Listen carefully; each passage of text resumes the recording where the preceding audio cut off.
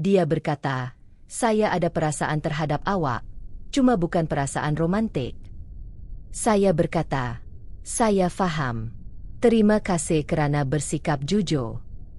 Apa yang dia tidak tahu ialah cincin petunangan itu saya simpan di dalam kereta saya. Saya Jack, 28M, dan ini berlaku dengan teman wanita saya, Madison, 26F, selama 25 tahun. Kami telah tinggal bersama di apartmen saya di pusat bandar selama kira-kira 18 bulan, dan saya fikir semuanya berjalan lancar. Selasa malam lalu, saya sedang menyiapkan pembentangan untuk firma pemasaran saya apabila Madison datang ke pejabat rumah saya dengan riak wajah yang sangat serius. Dia jelas sedang berlatih sesuatu kerana dia berdiri di sana seperti dia hendak memberikan pembentangan di papan kenyataan. "Jake, saya perlu jujur sepenuhnya dengan awak tentang sesuatu." Dia mula berkata, "Saya memang mempunyai perasaan yang tulen terhadap awak, tetapi itu bukan perasaan romantik. Saya sangat mengambil berat tentang awak sebagai seorang insan, tetapi saya tidak mencintai awak seperti yang sepatutnya." Saya mengangkat muka dari komputer riba saya, memproses apa yang dia katakan. Cincin petunangan yang saya beli 3 minggu sebelumnya betul-betul tersimpan di dalam ruang sarung tangan kereta saya kerana saya telah merancang untuk melamar hujung minggu ini di pantai tempat kami mengadakan temu janji pertama kami. "Saya faham," kata saya, sambil mengekalkan suara saya yang tenang. "Terima kasih kerana berterus terang dengan saya." Dia kelihatan benar-benar terkejut dengan betapa tenangnya saya menerimanya. Saya rasa dia menjangkakan tangisan atau merayu atau beberapa babak emosi yang besar.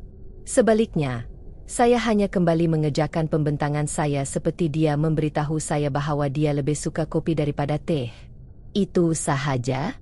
Dia bertanya, suaranya sedikit meninggi. "Awak takkan cakap apa-apa lagi? Apa yang awak mahu saya katakan?" "Saya menghargai awak menjelaskan pendirian kami. Ia maklumat yang berguna." Dia pergi dengan kelihatan keliru dan resah. Kemudian pada malam itu, saya terdengar dia bercakap di telefon dengan rakan-rakannya, dan mereka semua memujinya kerana begitu berani dan matang dari segi emosi. Mereka terus berkata betapa menyegarkannya dia boleh berkomunikasi dengan begitu jujur, dan betapa bertuahnya dia mempunyai seseorang yang boleh menangani kebenaran dengan begitu baik. Apa yang mereka tidak tahu ialah saya sedang duduk di sana mengira dengan tepat berapa banyak kerugian yang telah ditanggung oleh hubungan kami, dan apa ertinya sekarang kerana dia akan meletakkan saya di zon kawan selepas 2,5 tahun. Saya juga memikirkan tentang ucapan lamaran yang telah saya praktikan di Cermin, dan percutian hujung minggu romantik yang telah saya tempah untuk bulan depan. Keesokan paginya, saya memulangkan cincin itu ke kedai barang kemas. $3,000 kembali ke akaun saya begitu sahaja. Jurujual itu kelihatan bersimpati apabila saya menjelaskan situasi itu, tetapi saya sebenarnya berasa lega. Kadangkala alam semesta benar-benar melindungi anda daripada melakukan kesilapan besar. Saya menghabiskan sisa hari itu memikirkan apa yang sebenarnya dikatakan oleh Madison.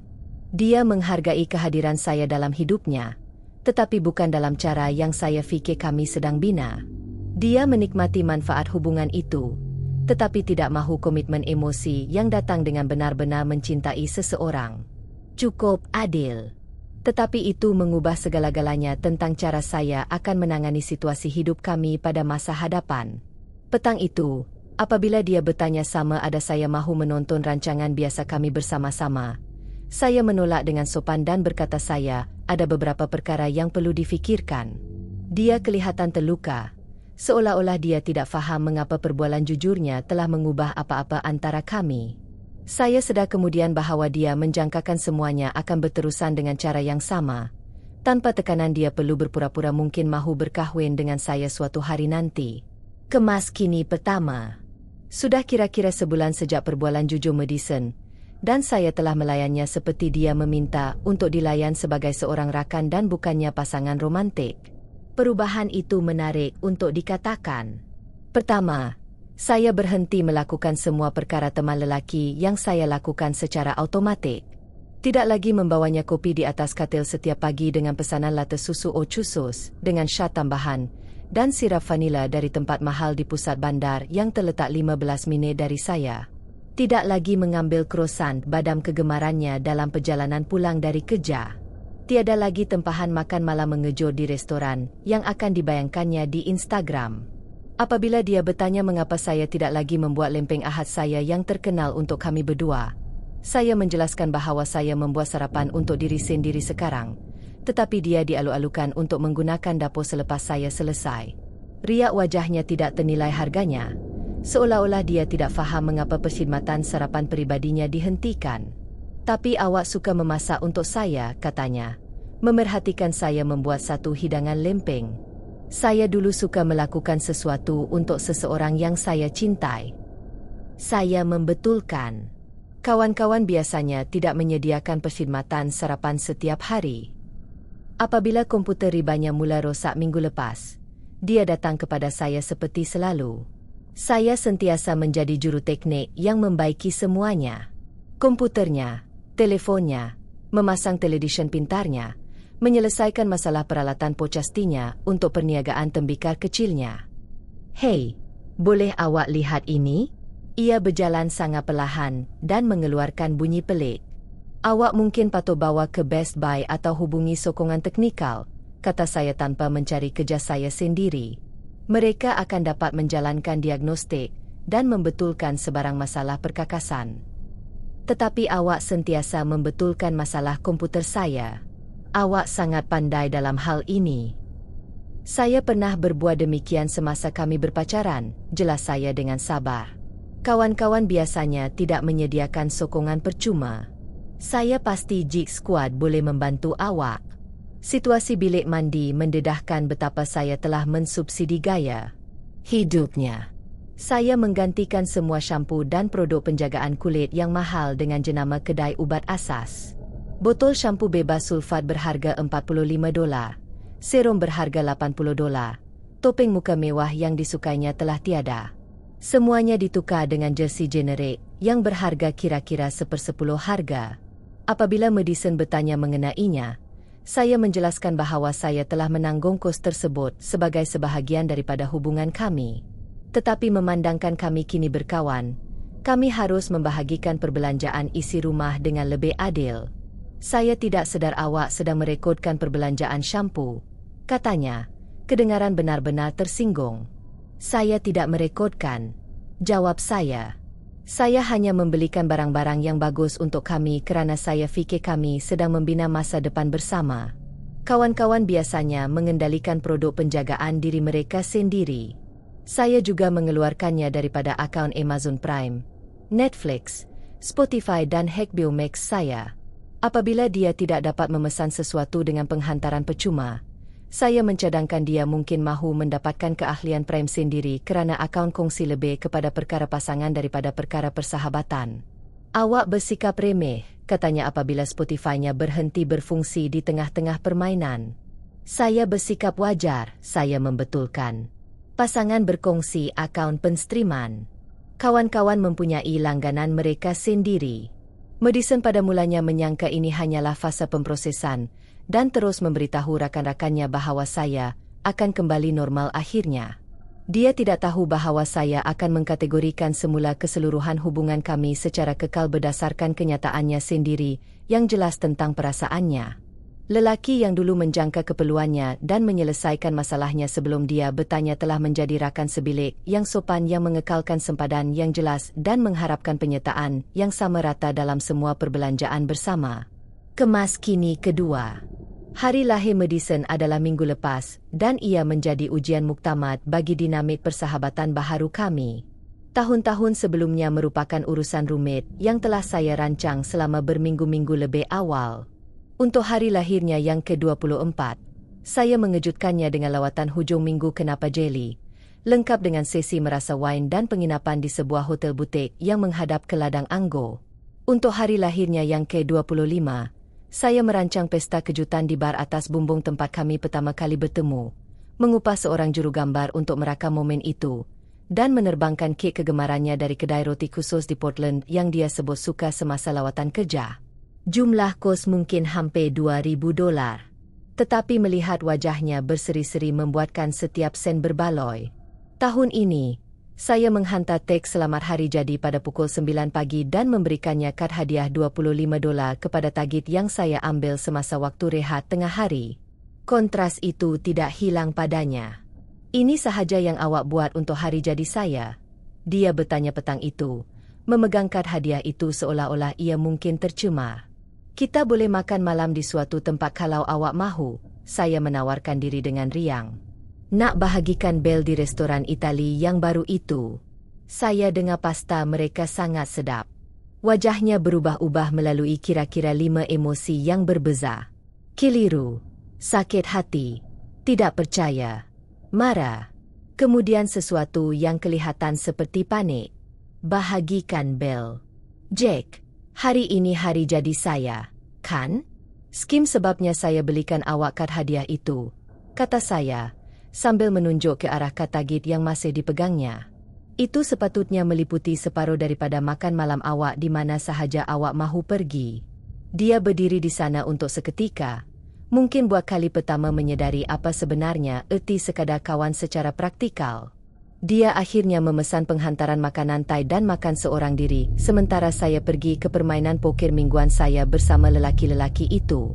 Rakan-rakan kelabukunya, yang telah meraihkan kejujuran emosinya, secara misteri tidak dapat dihubungi untuk mendapatkan sokongan hari jadi yang sebenar. Apabila saya pulang ke rumah sekitar jam 11 malam, dia berada di sofa dengan kelihatan sengsara, dikelilingi oleh bekas-bekas makan malam hari jadinya yang solo. Saya tidak percaya awak melayan saya seperti ini, katanya tanpa mendongak.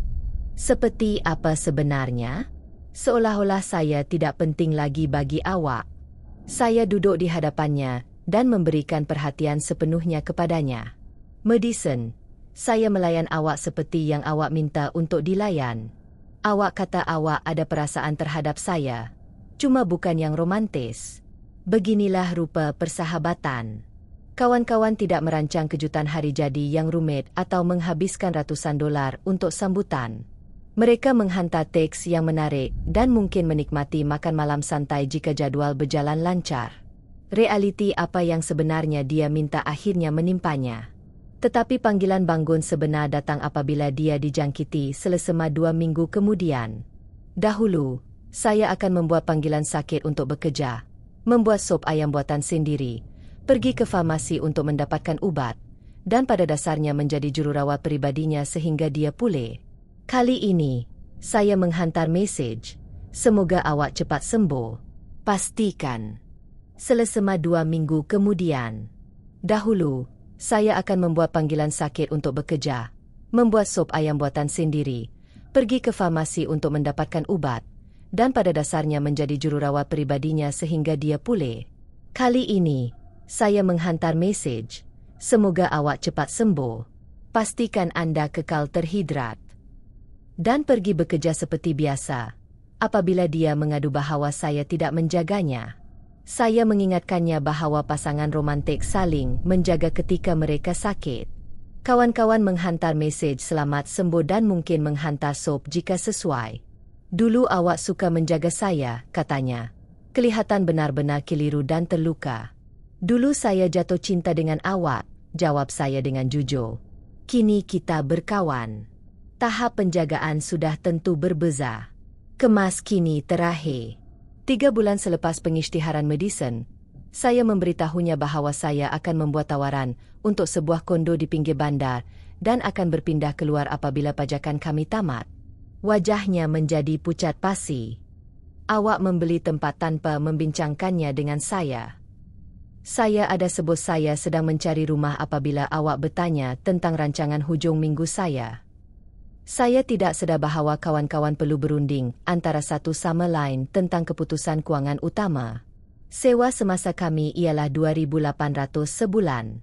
Dan walaupun kami sepatutnya membahagikan semuanya 50/50, saya telah menanggung kira-kira 70% daripada kos perumahan sebenar sedangkan anda termasuk utiliti, internet dan pelbagai yuran yang saya uruskan tanpa mengira bahagian yang tepat. Ketika skim saya mula mengimbas kembali perasaan saya yang terdesak.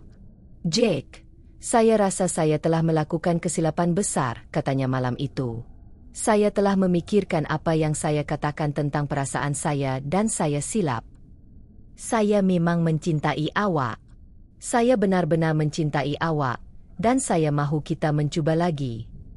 Saya memberikan perhatian sepenuhnya kepadanya, seperti yang saya lakukan terhadap mana-mana rakan yang mengalami krisis. Nampaknya awak sedang mengalami banyak tekanan sekarang. Perubahan besar dalam hidup sering membuatkan orang mempertimbangkan semula keputusan lalu. Itu perkara biasa. Saya katakan saya mahu bersama awak secara romantik sekali lagi. Saya mahu berpindah ke tempat baharu bersama awak dan kembali kepada keadaan seperti sedia kala. Saya mempertimbangkan kata-katanya dengan teliti. Saya menghargai perkongsian itu, tetapi cinta romantik memerlukan perasaan bersama dari awal lagi. Apabila awak menyatakan batasan awak dengan jelas 4 bulan lalu, saya menerimanya dan menyesuaikan diri secara kekal. Persahabatan adalah apa yang awak tawarkan, dan persahabatan adalah apa yang kita ada. Tetapi inilah yang paling penting dan saya mungkin sepatutnya memulakan dengan perincian ini. 2 minggu sebelum saya berpindah keluar, kakak Madison, Emma, datang membantunya mengemas dan menarik saya ke tepi. "Jake, saya perlu memberitahu awak sesuatu," kata Emma dengan kelihatan tidak selesa. "Madison tahu awak akan melamar. Dia terjumpa risit cincin di dalam kereta awak kira-kira sebulan sebelum dia berbual dengan awak. Semuanya berjalan lancar. Madison panik apabila dia menemui bukti rancangan lamaran saya, tetapi dia juga tidak mahu kehilangan gaya hidup yang saya berikan. Jadi dia fikir dia boleh meletakkan saya di zon persahabatan sambil mengekalkan semua faedah hubungan. Dia tidak pernah menjangka saya akan melayannya seperti seorang kawan sahaja. Apabila saya bersemuka dengan Madison tentang perkara ini, dia benar-benar menangis teresak-esak. Saya takut. Dia mengakui. Saya fikir mungkin jika kita kekal berkawan, perasaan saya mungkin akan berkembang dari semasa ke semasa. Saya fikir awak akan menunggu saya. Madison, awak mempunyai 2,5 tahun dengan akses tanpa had ke hati saya, rumah saya, sokongan saya, dan rancangan masa depan saya. Masalahnya bukan masa atau tekanan. Masalahnya ialah awak tidak pernah benar-benar mencintai saya. Saya telah berada di tempat baharu saya selama 4 bulan sekarang, dan saya sedang berpacaran dengan seseorang yang hebat.